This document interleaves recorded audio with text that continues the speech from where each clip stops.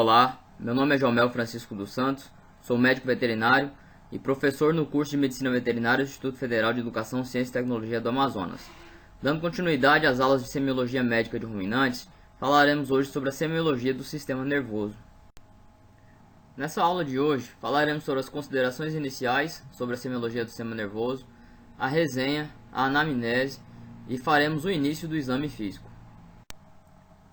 É importante considerarmos que o sistema nervoso ele funciona como um sistema de inter-relação do animal com o meio ambiente, ou seja, ele trabalha basicamente funcionando como um receptor, um condutor e um processador dos estímulos que ao final vão gerar determinadas respostas a esses estímulos.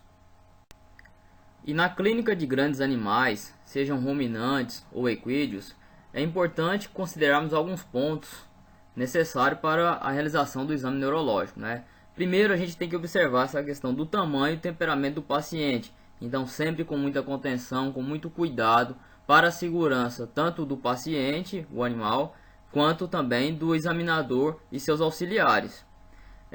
Também há de se considerar limitada a experiência do examinador, ou seja, não é todo médico veterinário que é capacitado, tem habilidade em examinar o sistema nervoso, porque é um sistema que ele é bem complexo e tudo. Muitas das enfermidades têm várias sintomatologias semelhantes. Enfim, precisa de uma experiência, uma certa experiência para poder fazer esse exame correto, diagnosticar corretamente.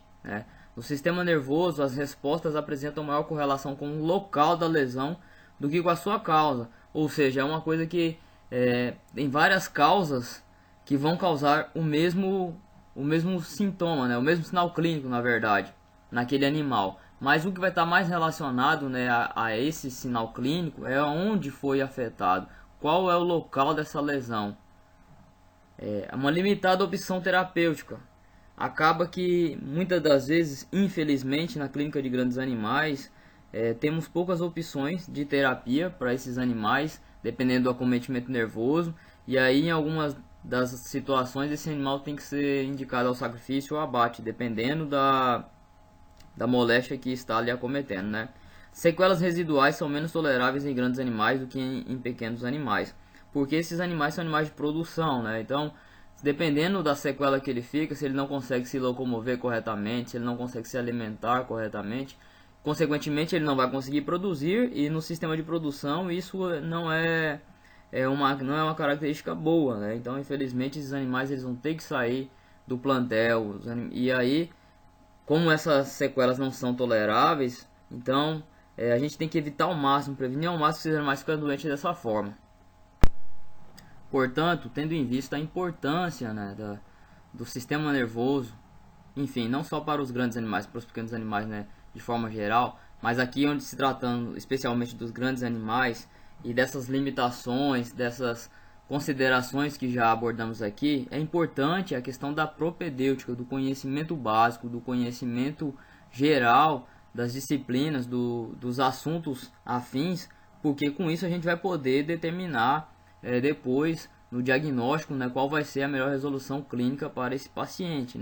Então, no exame clínico, a anamnese, como ela nos dá 50% do diagnóstico, nesse caso aqui vai ser muito importante, como os outros também.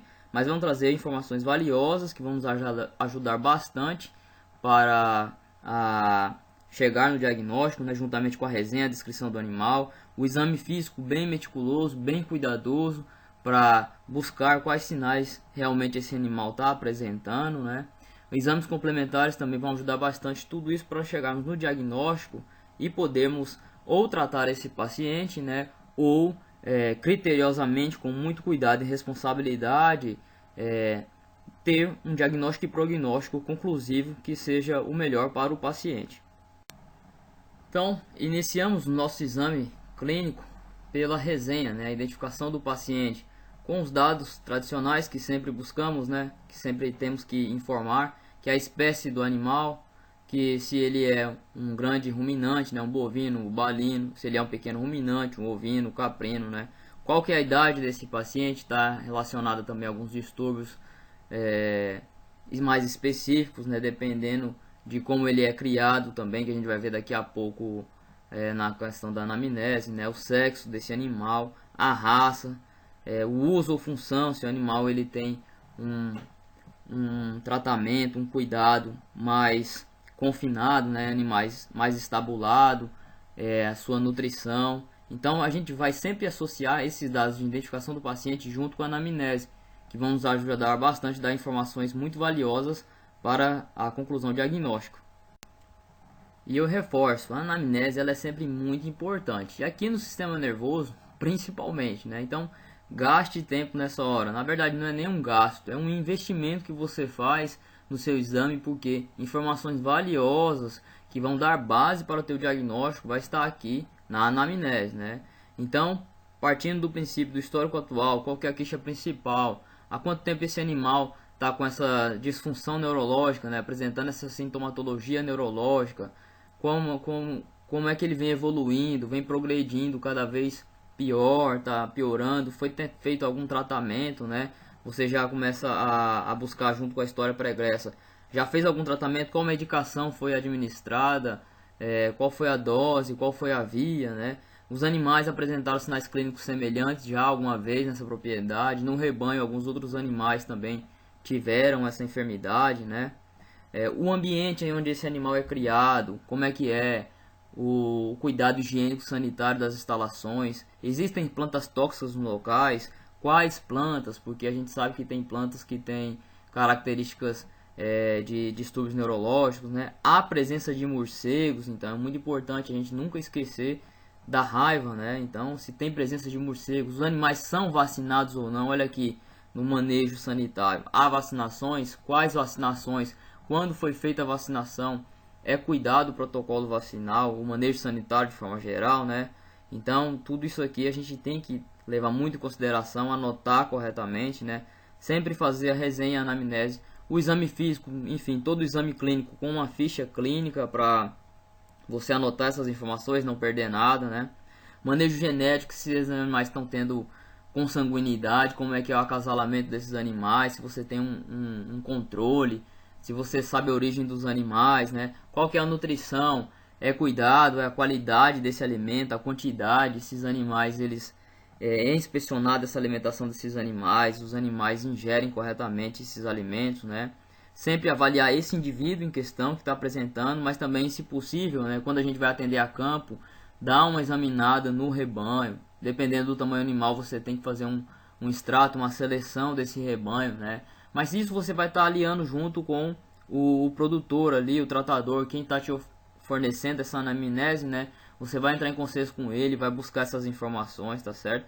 Então tudo isso aqui é muito importante. Então, como eu escrevi aqui no início, né? Gaste tempo nessa hora. Na verdade, invista tempo aqui, porque isso aqui vai dar um norte, um direcionamento muito importante para a resolução clínica desse caso.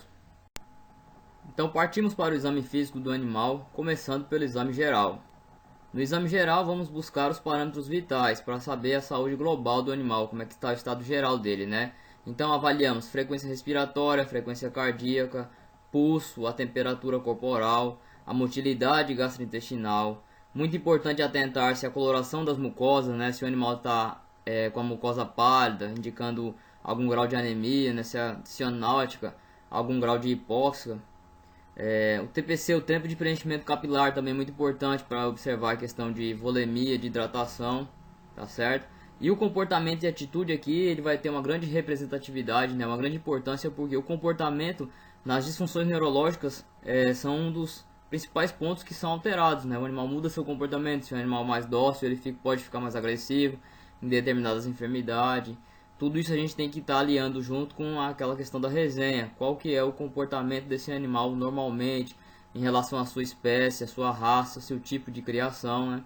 Mas essa alteração de comportamento, como é que ele está? Se ele está apático, se ele está agitado, se ele está muito estressado, se ele está alheio ao ambiente, né? A atitude que o animal se encontra, se ele está em estação, se ele está em decúbito, né? Se ele já está apresentando disfunções neurológicas.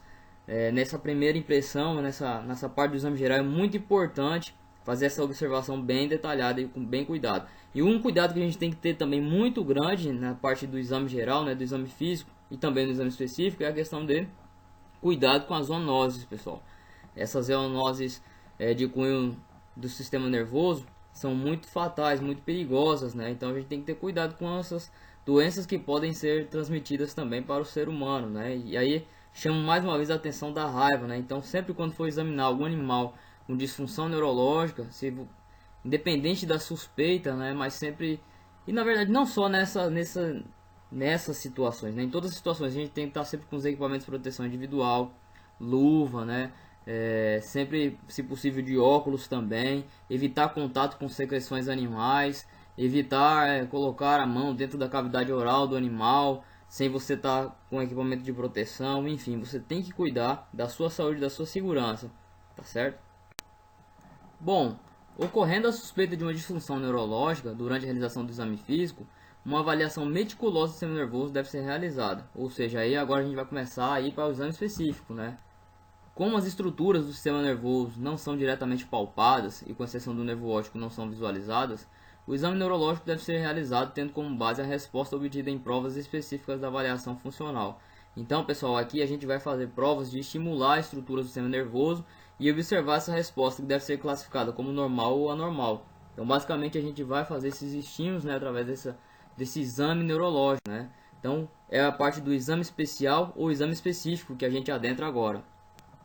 Então, vamos realizar o exame neurológico, né? Ou seja, o exame do sistema nervoso, que ele é orientado para colher a sintomatologia e, baseada nela, se localizar a sede anatômica do processo. Como vimos nos slides anteriores, né? Muitas das vezes a gente não vai conseguir palpar ou visualizar qual estrutura anatômica está sendo lesada, né? Está apresentando essa disfunção. E por isso a gente tem que trazer estímulos durante o exame neurológico para que as respostas que o animal vai nos dar possam nos orientar a que estrutura anatômica, qual que é a sede do problema, e em cima disso a gente diagnosticando onde é que é o problema, poder tratar ou, dependendo desse diagnóstico, saber qual que será o destino desse paciente, né? Bom, pessoal, para a nossa aula não ficar muito extensa, dividirei ela em duas partes, e na próxima parte falaremos do exame dos nervos cranianos. Até a próxima aula, pessoal!